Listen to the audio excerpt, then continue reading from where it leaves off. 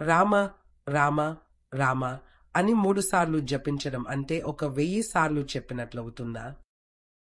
రామ రామ రామ అని 3 సార్లు జపించడం అంటే 1000 సార్లు చెప్పడంతో సమానం. కటపై అది వర్గ సూత్రంలో రా అనేది య వర్గంలో 2వ అక్షరం, మ అనేది ప వర్గంలో 5వ అక్షరం. కాబట్టి 2, 5, 10.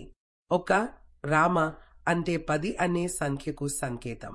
రామ రామ రామ 10 10 10 1000. అందుకే శివుడు పార్వతికి రామ రామ రామ అని 3 సార్లు జపించడం సహస్రనామం జపించడంతో సమానమని సలహా ఇచ్చాడు. అంతేకాకుండా తాను నిరంతరం జపించే రామనామం ఒకటేనని శివుడు పార్వతికి చెప్పాడు. అందువలన అన్ని పాపాలను తొలగించి అన్ని శుభాలను ప్రసాదించే రామనామాన్ని భజించడం మానవాళికి గొప్ప వరం. మరియు ఆ నామాన్ని కలిగి ఉన్న శ్రీరాముడు జన్మించిన రోజును భగవంతుని జన్మదినంగా భావిస్తారు మరియు సాత్విక పద్ధతిలో పూజిస్తారు.